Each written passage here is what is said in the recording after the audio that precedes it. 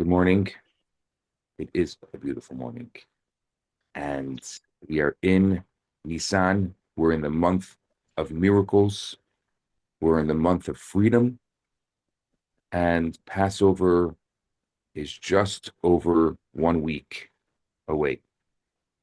So today, what I thought I would do is similar to what I've been doing in the past, is give you some thoughts to uplift your Seder, some questions and ideas that will make your Seder a little more meaningful. So there's no, I don't know how many of them I'll get through. I put together a few of them. So, okay, let's just get started. One of the most challenging parts of the Seder for me is we sit down at the Seder while we're sitting in front of this beautiful set table with all of its beautiful elements, and we say, whoever is hungry, let them come and eat. Whoever is in need, let them conduct the Seder of Passover. Now, it's not my own question. It's a question that has been asked by so many others, but it's a question that I think about every single year at the Seder. Why do you invite people to an event once the event is started? I think that there should be a commandment, and there is a commandment, to make sure that you go and invite people before Passover and make sure that the people that you know, people that you don't know, have a Passover Seder. That makes a lot of sense. So why are you sitting at the Seder? While you are inside, nobody can hear you. The Seder already started, the event already started, and you're inviting people. Are you inviting the people that are already there? So here's one possible perspective. What happens to you when you're on a plane? Before takeoff, they play that safety video that no one watches. And maybe because it's the screen in front of you, they're hoping, it used to be they would have the flight attendants in the middle of the aisle. Today, it's all fancy. And they're hoping that you're going to see it. But while your eyes may be watching the video, you aren't. And the reason why is because you've probably seen it 100 times and it doesn't seem relevant. What are the chances of you needing to inflate your life jacket or to put on your mask before assisting others? So the statement in the beginning of the Seder, it's actually not an invitation to your physical body. It's an invitation to your mind. It's an invitation to your presence. Invite your entire being to take part in this vulnerable journey from enslavement through your personal and collective pain and suffering, all the way out of Egypt, to seeing yourselves differently than the way you entered. We read the story every year. We know the story. It's one of the greatest stories ever told. Charlton Heston played that role. It's a story that's passed through generations. We know the information. So that's not the reason we're here. It's like the life jacket speech on the airplane. Been there, done that. I know the salt water. I know the 4 questions. Dayenu, the 10 plagues. The Seder is about revisiting our personal narrative through the lens of our historic narrative.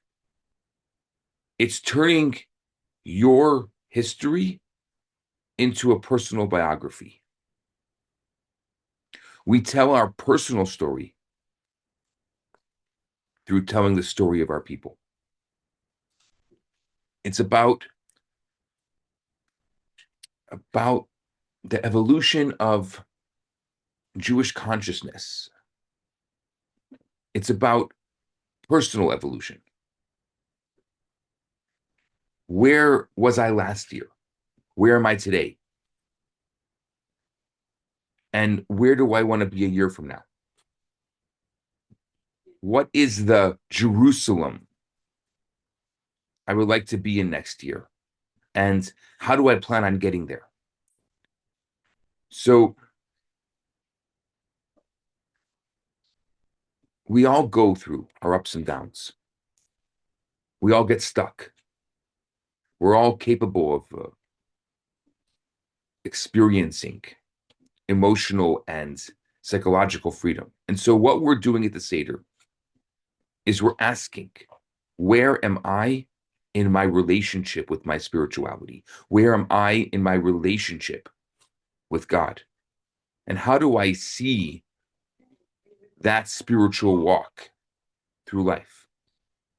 And you can include sharing something personal there. And I think that it will take the Seder from a nice Seder to a life experience for the people that are there. And maybe, I'm just going to say this, but it could be that the Seder was the first invention of group therapy.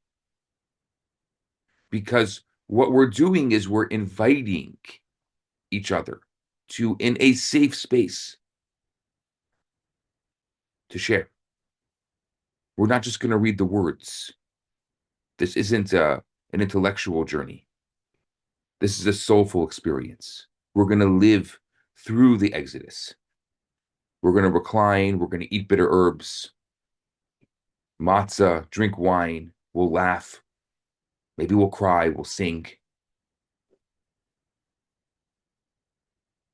And allow ourselves to invite all of the different parts of ourselves to the Seder.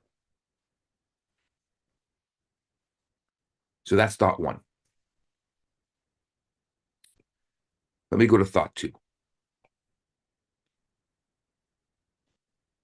The fourth part of a Seder. So we do the Kaddish, the Kiddush, the prayer on the wine.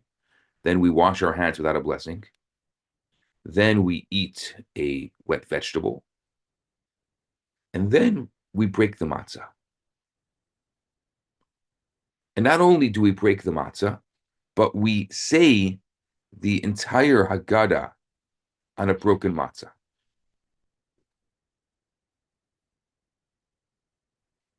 Why? The Jewish community looks for and celebrates what's whole. We want a shofar for Rosh Hashanah with no cracks, an etrog for Sukkot with no blemishes, a beautiful menorah, Chanukiah, that has pure oil. And Passover, I'm going to say this because I think that this is really such a powerful part of Passover. We have the courage to break out matzah, to discuss and search for the broken pieces. Because to be free, we must profess the courage to stop pretending that it's all perfect.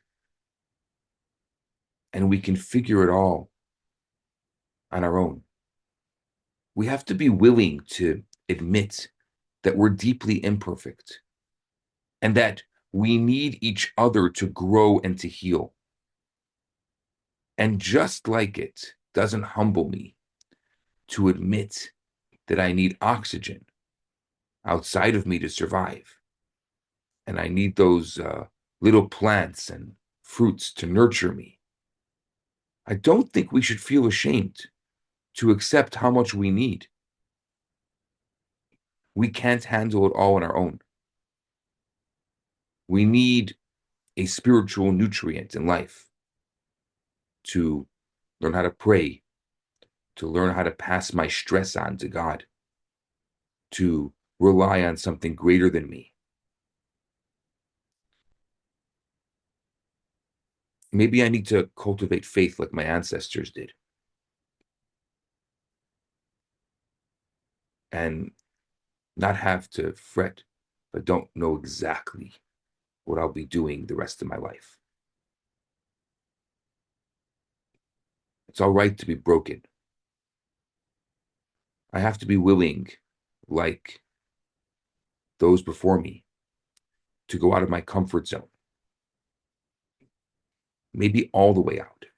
And no one's asking me to start moving across oceans, but maybe to move across oceans in my mind and in my heart and in my soul.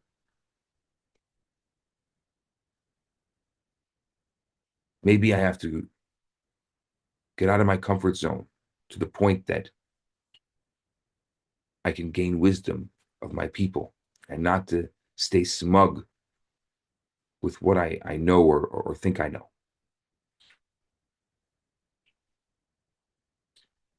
One of in our house, one of our favorite books is Shel Silverstein. You may have heard of him.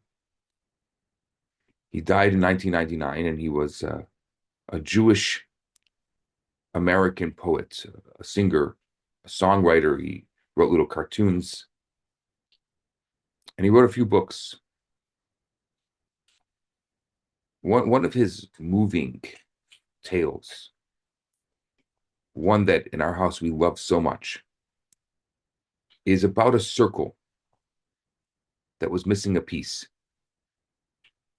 A large triangular wedge had been cut out of it, and the circle wanted to be whole with nothing missing.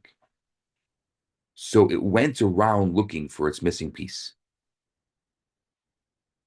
Because it was incomplete, it could only roll very slowly as it rolled through the world. And as it rolled slowly, it admired the flowers along the way. It chatted with the butterflies who landed on its back. He chatted with the worms he met along the way. It was warmed by the sunshine. The circle found lots of pieces, but none of them fit. Some were too big, and some were too small, and some were too square, and some were too pointy. So it left them all at the side of the road and kept on searching. Then one day it found a piece that fit perfectly. It was so happy. Now it could become complete with nothing missing. And so the circle incorporated the missing piece into itself and began rolling again. But now that it was a perfect circle, it could roll very fast. Too fast to notice the flowers. Too fast to talk with the worms. Too fast for the butterflies to land on its back.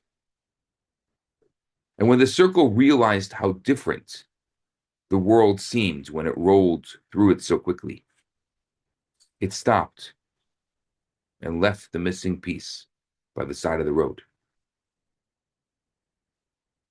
It decides that it was happier when searching for the missing piece than actually having it.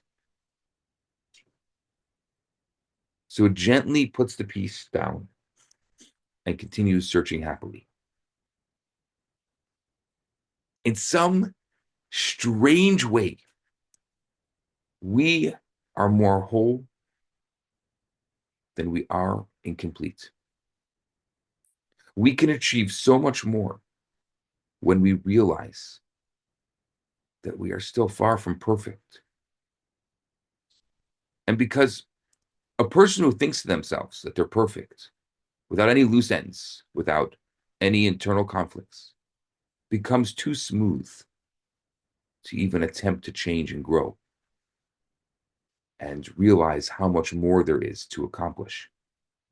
Such a person shuts themselves down from others, from themselves and from God. And so at the Seder, one of the questions we ask is, why is this night different? Ma nishtana halayla hazeh. what makes this night different.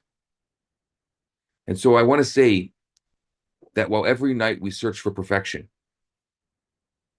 tonight at the Seder, we go out and search for the amazing gift of incompleteness, the amazing gift of openness.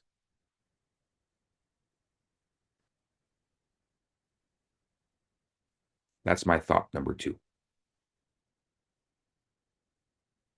I'll give you one more thought. Another part of the Seder that's always bothered me. At some point of a Seder, we say the following words. Now we are slaves. Next year in the land of Israel. Now we are slaves. Next year, we will be free. It was 1937. The handwriting was already on the wall regarding the future of European Jewry. That David Ben-Gurion later became the first Prime Minister of Israel, appears before the Peel Commission to allow the Jews of Europe to immigrate to British-mandated Palestine. The Peel Commission was created during the British Mandate after a series of terrible Arab attacks against the Jews. The British wanted to kind of extricate themselves from this nutcracker, Arab violence, and Jewish pressure by establishing what they thought would be a commission to study the problem, appointed by British Lord Peel as its chairman. And under the shadow of Hitler's rise in Germany,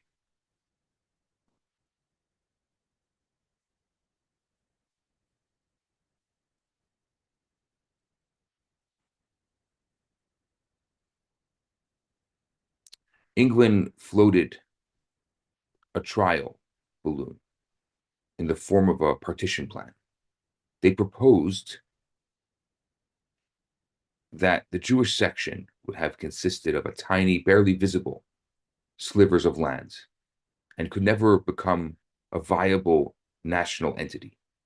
But while the Jews were displeased by the Peel Commission report, the Arabs were even more outraged. And violence again spread through the country. And Ben-Gurion's speech was given in the midst of the commission. And I want to read to you. I just brought it up here on my computer. I want to read to you what he said. 300 years ago, he says, there came to the New World a boat, and its name was the Mayflower. The Mayflower's landing on Plymouth Rock was one of the greatest historical events in the history of England and in the history of America. But I would like to ask any Englishman sitting here on the commission, what day did the Mayflower leave port? What day was it? I'd like to ask the Americans, do they know what date the Mayflower left the port in England? How many people were on the boat? Who were their leaders? What kinds of food did they eat on the boat? More than 3,300 years ago, long before the Mayflower, our people left Egypt. And every Jew in the world, wherever they are, knows what day they left and knows what food they ate. And we still eat that food every anniversary. And we know who our leader was. And we know exactly how many Jews left the land. And we sit down and tell the story to our children and grandchildren in order to guarantee that it will never be forgotten. And we say our two slogans, now We may be enslaved, but next year we'll be a free people. Now we are behind the Soviet Union and their prison. Now we're in Germany where Hitler's destroying us. Now we're scattered throughout the world, but next year we'll be in Jerusalem. There'll come a day that we'll come home to Zion, to the land of Israel. That is the nature of the Jewish people. That was his speech. Now, David Ben-Gurion was an ardent secularist. But there were certain basics he understood well. It's always deeply moving for observing a Seder. After all the jokes about boredom, the uncle that gets in your nerves, the horrible horseradish, the endless dragging on of the Afikoman search, for those of you who do that. Here we are, over 3,300 years later, coming together on the very same night, retelling the story of our people. If you think about it, it's mind-blowing. It's absolutely mind-blowing. We've been through everything, every conceivable challenge, every blessing life has to offer. We've touched the heavens, and we've been to hell and back. Yet every single year, without interruption, Jews came together around the table. Sometimes it didn't even have a table.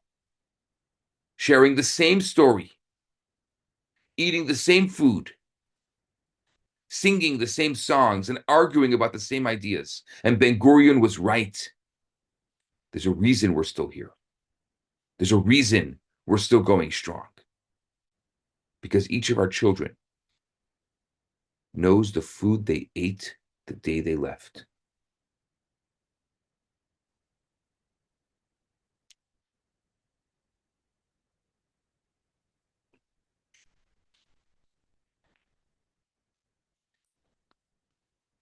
Do I have permission to do one more?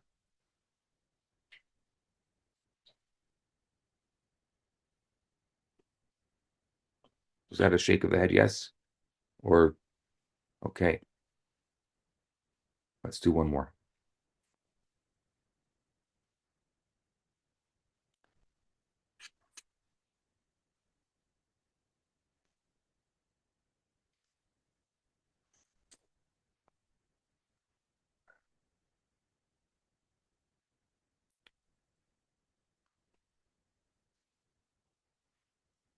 I have teenagers in my house, and they all figured everything out. There's nothing new to learn.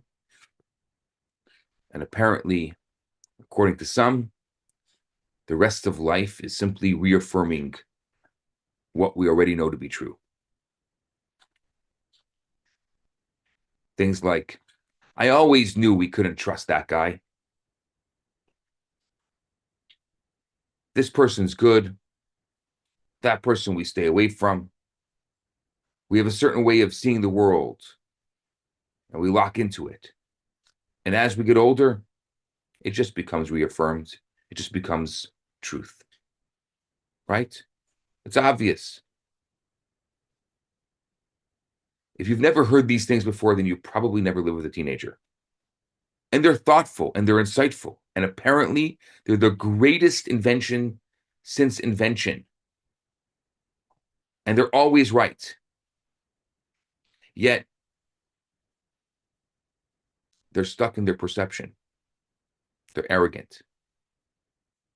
They believe that we think of life and what we think of ourselves and what we think of others in this moment is true. The highlight of Pesach, the highlight of Passover, is matzah. Matzah represents the food of freedom. Why? Because matzah, as opposed to bread, is a humble food. Lots of care was taken that the dough should not rise. So matzah is the process of looking at the teenager and say, humble yourself. Looking at ourselves and say, humble yourself. Not breaking ourselves. Breaking the misinformed ego. It's the realization that I don't know. What I think is simply that. What I think. It's not the truth. We never know the full truth, and we'll never know the full truth. Matzah is the gateway to freedom. The message of matzah is that instead of living in our self-fulfilling prophecy of reality, we let go and become open to a new way of seeing things. There's always another way to see whatever it is we're seeing. Just go to the other side of the table. There'll be a new perspective.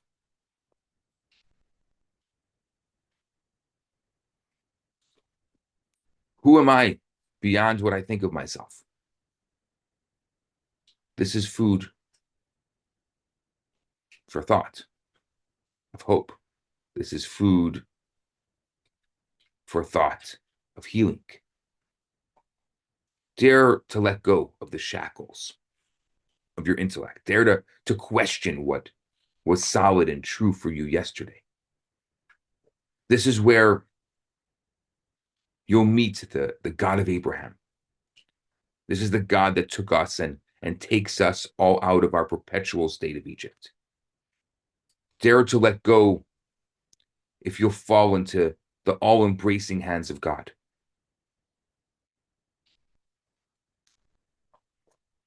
There was an impressionist artist. I forget who it is. You'll have to look it up for me. But he once said, I'm beginning to know how to paint. It has taken me over 50 years to work and achieve this result, which is far from complete. That 50 years after he was painting, he was beginning to know how to paint. And this was the end of his career. By this time, he was a master at his craft. He was well established. Yet he was beginning to know how to paint. He knew the secret of not knowing, the secret of freedom.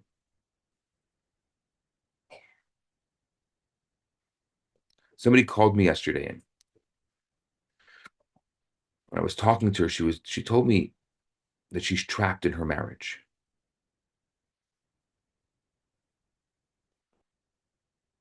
And I was trying to understand that in this day and age, how someone could be trapped in a marriage. I mean, you said certain things and he said certain things, and both are quite unforgivable.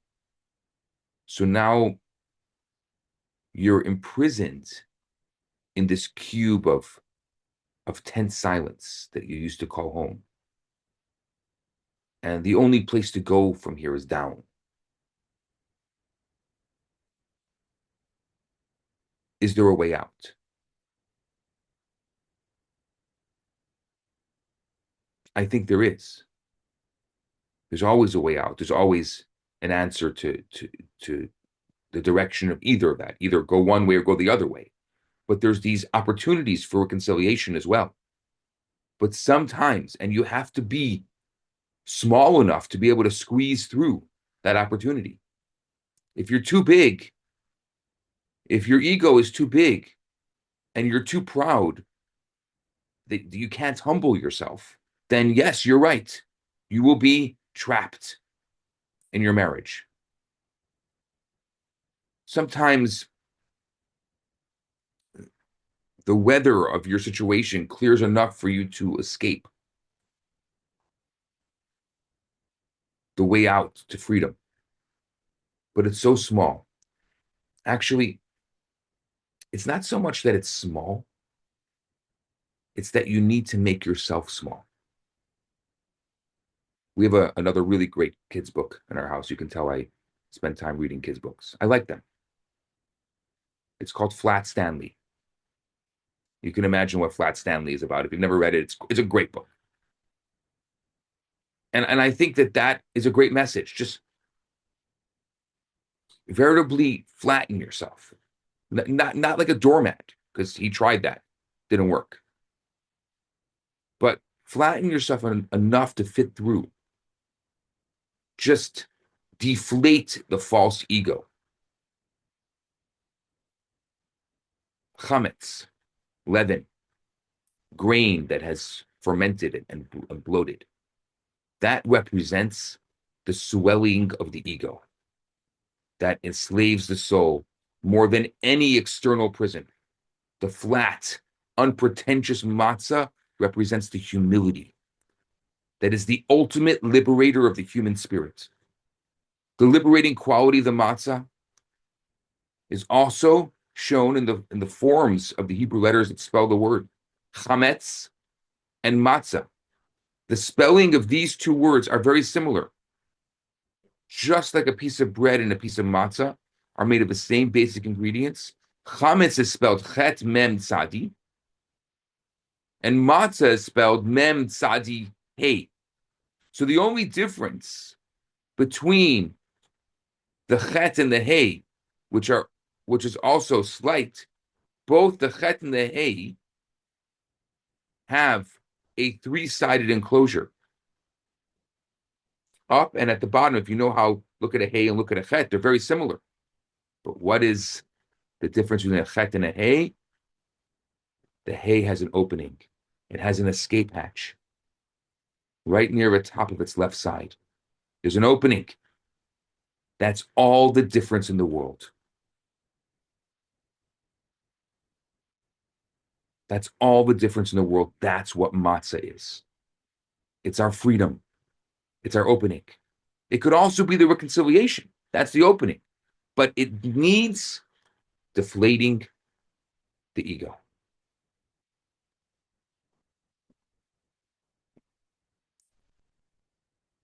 It needs letting go.